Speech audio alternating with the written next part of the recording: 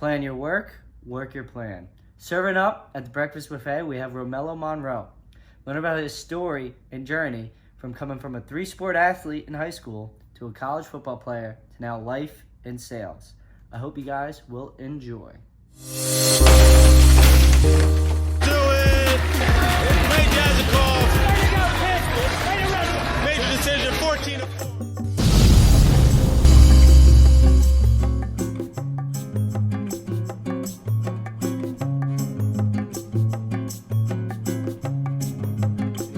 We got a very special guest, my bro, Roemello Monroe. Yes, I remember sitting in those football stands, your dad be screaming, "Give the ball to Roe! There'll be no problems. Give the ball to Roe." Just give Roe the ball. Give Roe the ball. Come on. Give Roe the ball. I'm doing good, Ray Jazz. I'm doing good. How you doing, bro? Oh, making the best as always. Yes. You know it. So you're over in Princeton now. Yeah. Yep. I got me spot in Princeton. Back in October of last year. So I've been there about 8 months. I've been out here almost a year. Love it out here. Yeah, and you moved out there for your job. Your job's over there. Yeah, I actually got a sales job, doing an insurance sales gig over in Lawrenceville, New Jersey. So that's about maybe a 20-minute drive from me. But yeah, perfect location, work-life balance, all of that good stuff. Yeah, you just take Route 1 right from South Plainfield, right to Princeton. I hate Route 1. It's hard. My gosh. I used to have 287. I used to have the Parkway. Now it's literally Route 1 everywhere. Route 1, 130, Route 9, all of those crazy. Makes you miss 287 just a little bit. Exactly, right? The speed demons on 287. Yeah. So how has the whole quarantine, how has that affected you? Clearly, you're not going into the office every day, right? Yeah. You're working from home. I think we froze up. Hold on. I got you. Yeah, so what is your day-to-day now that, you're basically not in the office now? How have you adapted to working from home compared to the office life? Yeah, so that's a good question. Working from home versus the office life is really it's all a mindset thing, I mean, it's some people that prefer to get up and I'm a person that likes to get up. I still get up at 7:30, 8 o'clock in the morning, make my coffee, shower, get dressed, and get onto the phone. But it's really a mindset thing. Like I said, it's just getting up, realizing I don't have the commute to go into the office and do all of those other things. I don't have to turn the radio on when I go and get into my podcast and stuff like that. I do it at home. I start on my laptop, a couple hours a day, and then I get into my schedule. Yeah, you still find your routine, and that's something that probably panned in from just your athletic background in high school. Absolutely. The three-sport varsity athlete we got: football, basketball, track and field. Three-sport captain. Three-sport captain. I don't know how. Football, I know. Basketball, track. Listen, man. They was rolling with Mello. They like Mello. No, but yeah, man. No, I would definitely say, definitely high school sports and stuff like that. Going into collegiate sports, definitely time management. Like I said, the work-life balance is something that is not, in high school, we got practice at a scheduled time. We got the game at a scheduled time, and that's it. I know, and both in college, you got meetings in between. You got team lifts. You got treatment. You got so many other things. You got class. So that's really what, in the collegiate level, that's really where I learned the work-life balance of, taking my time. I got a 5:30 lift. I can't stay up till 1, 2 a.m. and hang out with the boys. I got to get in a little bit early. I got to study my film. And that translates to now, it translates to my life now. Yeah, and the whole thing with college and now, professionally, and whether it's a career or whatever you're doing, high school, you're in the school physically from 8 to 3 o'clock is probably school, and then you have practice right after. College, it's all separated. You could have a 6 a.m. class and be done with classes by 10. It's what you do in between those blocks. You got to make use of that time. You're not stuck in school. So the college athletes, they take that for granted. Yeah, it's not like, Yeah, it's not like someone's holding your hand through one class to the next. No, you got to get to your classes. You got to find that time. And that's when you kind of make that transition into that career, right? So now it's like, you have a job, right? You have to make these meetings, you have to make these times. And then it's like, all right, you have a lunch break or, time of break, but you're even working past that sometimes, huh? All the time. I would say for me, and I would say I know for you, you working over overtime. Oh, That's yeah. the mindset. That's the mindset, and that kind of goes back to where we come from, South Plainfield. But it's that blue collar mindset of not being satisfied with where you are. Being comfortable with being uncomfortable in the unknown. So it's always going that extra step. Always doing an extra study hall or extra meeting. Hey, coach, can I just get in to view some extra film? And that translates till now. I'm like I said, I'm working in sales. I work in the insurance industry, but sales is a numbers game. Football, I'm competing. I have a tape. Sales, I got numbers to go to. So if I'm not doing what I'm supposed to do, if I don't come with my head on prepared every day, then I gotta meet with my boss and meet expectations. So it's always the process of meeting and exceeding goals. That's the main focus. Right. And your boss is your coach. It's kind of like your coach, right? Talking to Exactly. you, getting you better. And then, Exactly. your office workers, those are your teammates, right? So, making that transition from high school to college, right? Clearly, you're a football player. Yeah. I didn't see you running track in college, Man, but no. I almost. beefed up a little bit. I was listen, man. I was trying to get my pro body ready. I was getting ready to take Yeah. on 250, 60-pound linebackers. Yeah, so yeah, going into high school, Hmm. high school, you had a great career. You had 1,000 rushing yards, right? Was it rushing or was it total yards, right? No, I was rushing, man. I was Rushing. rushing. Okay, Yeah. all right. Hey, I'm getting my stuff right. I'm getting my first time in South Plainfield hit. What is it, like 18 years, right? Yeah, it was First, almost. first. So we were due for one. We Yeah. always took pride in our football. It was when you guys got there, you guys started turning the Yeah. corner, beating North Plainfield in those Yeah. Turkey Bowl games. Yeah. So we always went. I know we always went to those Friday night games. The wrestler, we cheered you guys on. I Give know. Road the ball, I hear you. I hear you. He used to be over there. Give Mello the ball. Give Mello the ball. with John Duran cheering, Yep. bringing them signs. Yeah, man. So, what was the decision making and just looking for that right fit in college? I know you're related to Eugene Monroe, right? He was a pro NFL player for the Jaguars and a couple other teams. I think he's retired now. Has he? Yeah. Was he a huge influence? Did he help you at all? And not only just training, but recruiting process and everything. Well, yeah, I would definitely say, in that regard, Eugene definitely helped on the mindset side of it. I mean, that dude is 6'7", 300 pounds. I'm 5'9", 220. You get what I'm saying? So, Yeah. his projection obviously was D1 in the league, and obviously he took bigger leaps, but it was the same mindset that it took. You know what I mean? Like I said, just coming to practice every day, starting one practice at a time. But when it came to games, I excelled. When it came to, like I said, off the field and the recruiting process, I really, one thing I would say stuck out with a lot of coaches and a lot of programs was my character. You know, other than just my resume stating that I was maybe a 3-sport captain or I had all of these activities, when you sat down and you could attest for this, when you go in for an interview with a coach, that's like a job interview, Yeah. so to speak. You're filling out the institution while they're still filling you out. So I definitely think that, like I said, back to Eugene, he helped out more so with the mindset. Just going in there asking the right questions. You know, and really getting honesty out of the coaches, because and I've seen guys, and I know you have too, that have come in, sold a dream, or thought it was something completely different, and they either came there, weren't ready to work, or they weren't ready for the expectation of either the classroom or of what's called for on the field or on the mat, and they fizzle out. So it's definitely weighing what you're able to bring to the table and what the school is able to provide for you long Hmm. term. Right, and what the coaches expect and what Yeah. what guided me to my decision was, how the coaches were and what they really prioritize. My coaches really prioritized on grades and making sure you get the right opportunities, You and that absolutely.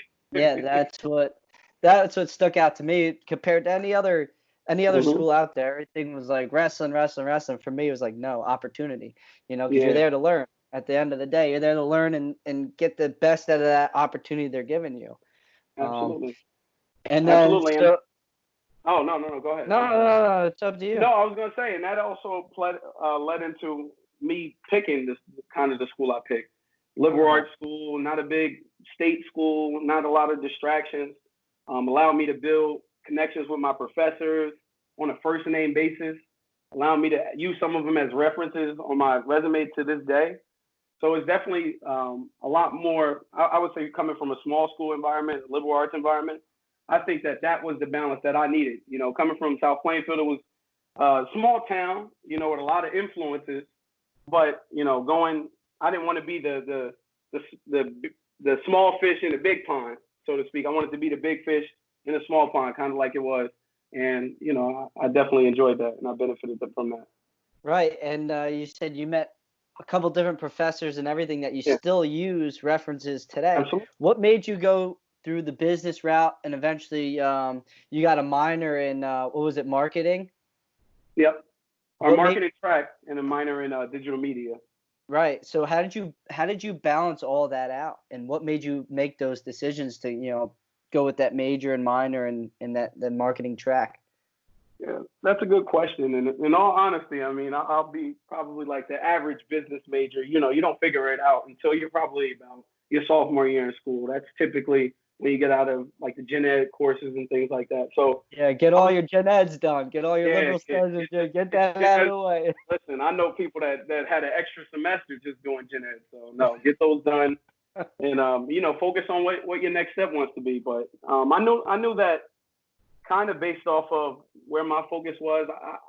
I minored in design, but I kind of like web design and graphics and things like that. And ultimately, my goal still is to do that for a sports agency to run, marketing, social media management, things of that nature.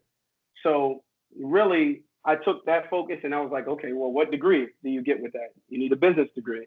And what's a good focus to have when you're trying to get into social media, when you're trying to get into well, of course, marketing, but when you're trying to get into that space. So, yeah, marketing led me into that, but I made sure to get my minor classes and my courses to show for digital media because even in those minor courses, a lot of those projects and some of the skills I learned there, I can still take to a job and say, hey, listen, I did this. I'm capable of doing this. And, it's still good skills to have to this day. I may not apply them now, but they're gonna come to use at some point. That's definitely smart. That's a good point. You're thinking ahead of the game before anything. Getting Exactly. that minor. Even though you don't need it now, there's a point that this could be useful. And you're completely right. Me, doing marketing and media. That's all. I need that digital print and digital apps just to make different ads and marketing materials. So that's smart. You're Yeah. thinking ahead of the game. So for anyone listening, make sure you really research what you want to do because those Yeah. minors will come in handy. Absolutely. The minors will come in handy, and I'll also say this. When it comes into post graduation and figuring out what you want to do, if it is maybe that minor that that you were focused in, like I said, mine was digital media. Like I said, a lot of those projects end up becoming beneficial. And what happens is when you get into the marketing space and you get into maybe e-commerce, digital media, a lot of those skills that maybe you would, let's say you want to go into entrepreneurship and you want to make logos, you want to, make a blog, you want to do all of these things. I was, setting up WordPress websites. I was doing, search engine optimization. I was doing logo creation. We did branding. So some of that coursework that, it's minor, it's on the back burner. If I ever go into entrepreneurship, I can use those skills instead of hiring somebody or paying for a course. So yeah, that was just kind of an aside, There you but go, the yeah. jack of all trades right there. That Yeah. is smart. Starting your own Yeah. business, especially now, you got to cut costs, right? Listen, What's the man, best way to do something if you do it yourself and you do it right?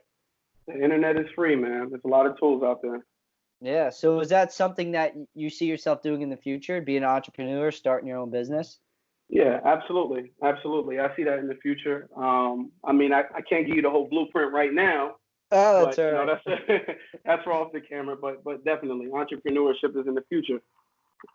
That's awesome. And we talk about this. I mean, at Wrestling Mindset and Hmm. just coaching, I talk about this all the time. Having short-term goals and long-term goals. So Yep. it seemed like you're on the ball there. Yeah. Everyone, in order, you need to have these attainable goals just so you can reach that long-term goal. And it seems like you're getting there. What are some short-term goals you have right now? Short. That's a good one. I feel like I'm on an interview Well, now. right now with COVID, it's hard. Yeah. It's hard now with COVID, but it kind of Yeah. slowed everything down. I mean, short-term goals, I would definitely say just still continuing to build my resume, build my personal portfolio. So, like I said, in the process of getting a blog taken care of, getting that put together to start creating content of my own. That's an aside. But like I said, just continue to work on my resume, trying to get like you, trying to get in good shape. I've been getting my quarantine push-ups in, trying to get There like you Ray go. Fast.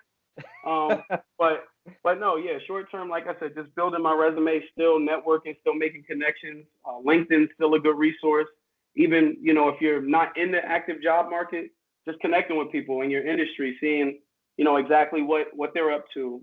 There's a couple places I interned when I was an undergraduate that I reached out and said, hey, I'm still in the working field, just inquiring about any open positions and possibilities. So always just staying on my toes in the short term and long term, still planning those goals. But like you said, just setting the short obtainable ones because that's how you get there. Right. And playing football, Mm-hmm. at Albright, how was playing football there? How was your team there compared to, South Plainfield team and balancing your degree and then eventually finding a job?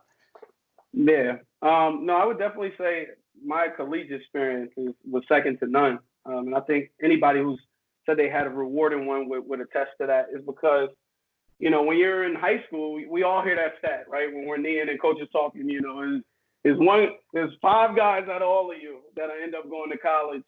There's maybe 3 of you that'll end up going all 4 years, and one of you guys, if you're lucky, may make it to the big stage or and for football, it's even smaller. You know what I mean? But no, that was definitely one thing that, like I said, was a big difference. Was instead of being one of many, being one of the few out of your crew, out of your team or out of your high school that was capable of making it there, you're with all guys that were capable. I was with guys that had offers from Rutgers, from University of Miami that he may have landed D3, but it's D1 talent. And I know you can attest for that on your end of the spectrum. So the competition was something that was a lot different. People were there. This was a job to these people. This was a career to these people. So it wasn't something that I walked into just thinking that it was high school 2.0. No, this was a career building type of experience, from, like I said, the time management and practice to the focus off the field, and then ultimately game day performing. If you're not out there, if you're not performing, you're not getting on the field. Point blank, period. It wasn't like in high school you have a bad match or bad game and it's like, okay, we'll figure it out, we'll get it together. No, you have bad performance. Coaches are, hey, listen, we got to fix that, and ultimately that mindset and the type of focus that our coaching staff and the leadership brought to the table. Like I mentioned, we were able to become like a top 15 team in the country my sophomore year, and we ended up playing the eventual national champions, Mount Union, and they were nice. Something else. They put a whooping on us, but it definitely. I saw that the work it took to get to that level, to get to that national contention, even at D3 or whatever division I was at. I saw the highest level, and that was testament to the program that I was in. Mm-hmm. And was there a resource, or was it through someone on your team, or a coach or a professor that guide you into what you're doing now, insurance sales, or just guided you in the right direction for life after football? Mm-hmm. Well, that's a good question. I think really life after football, no one could prepare you for that other than you. I think that that's something that I had to sit in my room, my dorm at some point and say, hey, listen, man, you only got a couple amount of months left, you know. I wasn't a guy that had the heights of going to the next level in the NFL, but I knew that it was coming to an end, and I faced my football mortality, so to speak. But it really put things in perspective. It's like, you had to think about what skills you developed over the last 4 years of coursework. What are your interests? What is actually attainable? I did a 4-year marketing degree, but I can't at the end of my 4-year term say, hey, I want to go be a biologist. I can, but what I'm saying is that wouldn't have been, conducive to my path at the time. I wanted to get out of school in 4 years, get my degree, and move on. So you definitely got to think about, what exactly is your focus. Like you said, setting an attainable goal. So for me, sales was just the entry level into marketing. It was like, how do I get into marketing? How do I get into the high level? How do I become that senior manager? Making all the big bucks, wearing the fancy suits, being the man. It starts sales. That's the first place you start. You gotta roll up your sleeves. Yeah, you gotta roll up your sleeves and make some numbers, and that's really where ultimately that led me there. It's a competitive game. It's something where I control what I can control. Anything I can't control becomes my advantage. That's the mindset. So that's what I applied from football on the field. That's what I applied to my professional career. Definitely. And how did you get hooked up with that? Was it through like LinkedIn? Was it through like career different career day things, or was it just you sent in the company your resume, or how did you end up just securing that job? What was that process? Actually, I'll say a famous quote. It's not usually what you know, but it's who you know. Who you know, so, yeah. But no, I had the privilege of actually my dad being a recommendation for me at his company. So once they found out, I was a college grad, student athlete, they saw my resume.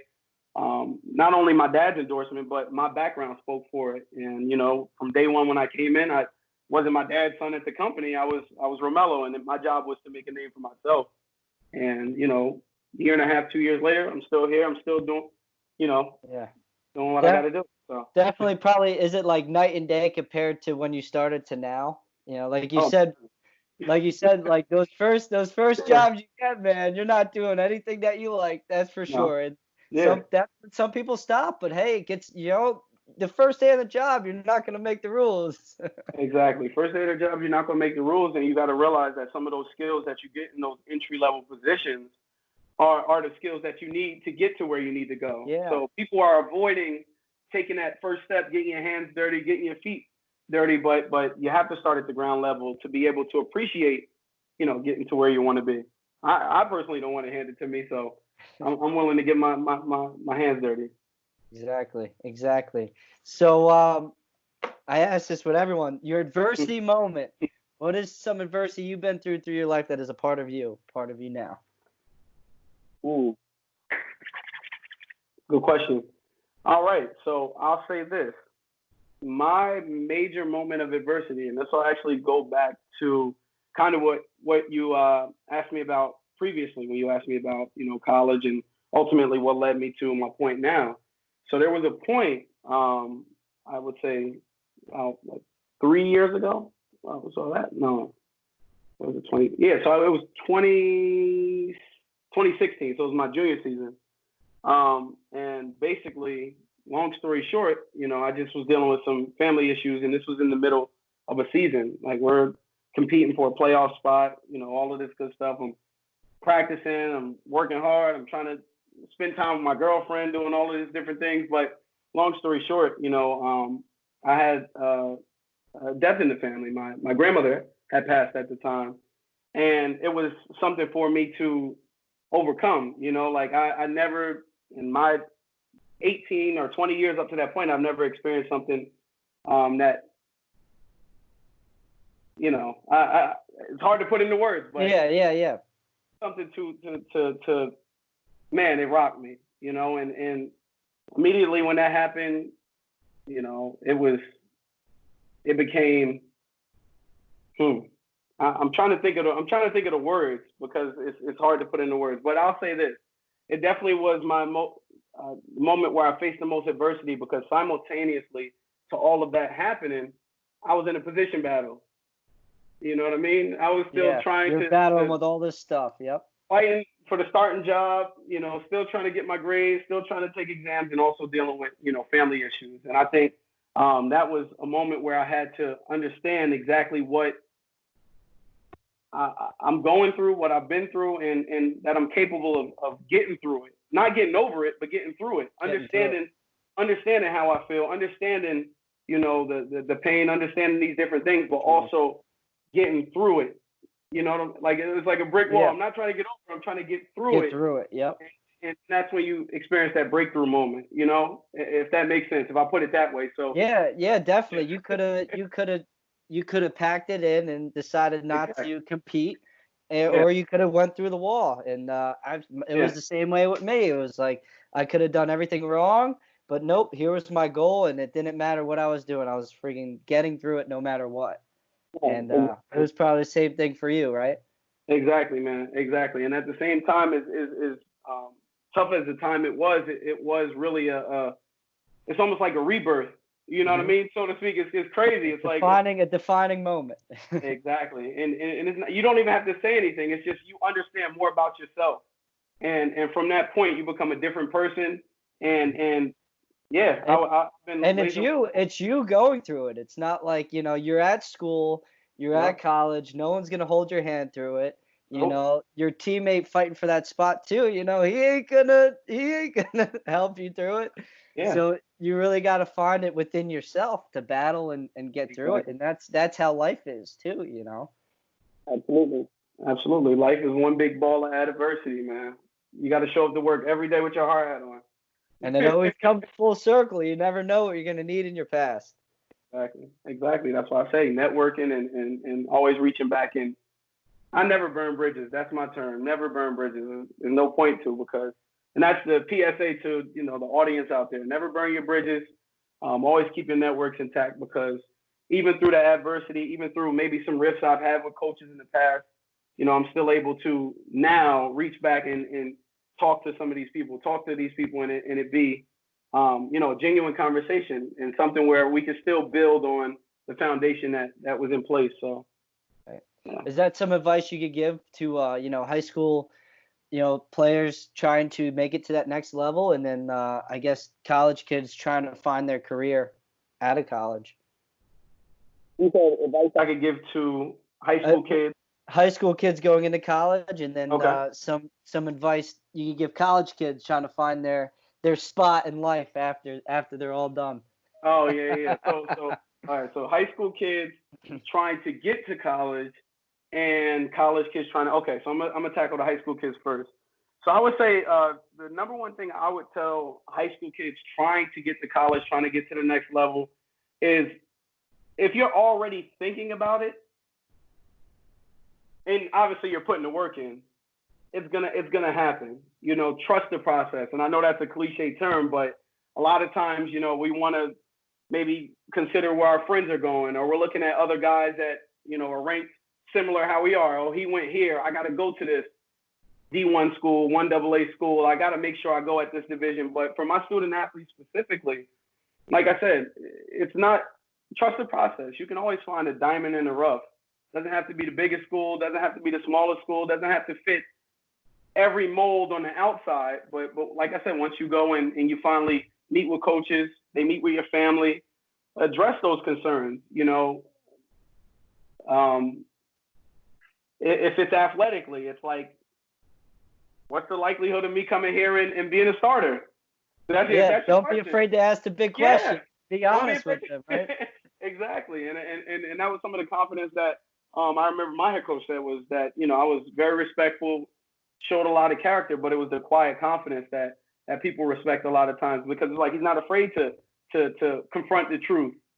And at that point, like I said, a lot of the, well, I guess I got to go back. So a lot of the stuff that I was saying was to the high school kids trying to get to the next level, is trust that process. And like I said, every step, just make sure that you're taking the right precaution, because you're not making the school's future. The program is ultimately impacting your future. Right. Yeah, at the end of the day, That it's makes your future. Yep. yeah, it's your future. It's in your hands. So Yeah, don't let it's someone in your decide. hands. You ask the questions. Yep. I know mom and dad, they have certain schools, they have certain interests in mind, but you got to find a balance. You got to find, Yeah. the academics. You got to find the And athletics. they're Huh? not going to school with you. Exactly, right? Like my mom loves the school I hate it, but I'm staying here every day. No, that doesn't make much sense. And then secondly, to the college kids, the juniors, rising seniors that are looking to get to the next level. So I feel like one thing is important here, and it's definitely don't lose focus on that end goal. So let's say that you are a prospective athlete that has some ability, that has smarts, and you know that, hey, listen, I'm not done. I still want to get to professional sports. I still want to get there. Still set that out to be your goal. You're an athlete. Train 24/8. You know what I mean? Work as hard as you can. Work your butt off. But still, take advantage of the classroom. Take advantage of resources. Don't be afraid to put the shirt and tie on to secure an internship, because they're going to go hand in hand. The guy that chases just the sports and that lifestyle and doesn't prepare for life after is not going to be prepared, and that's not the route you want to be in. You want to be the guy that's prepared not only off the field but on the field. So I think that's definitely what I would tell.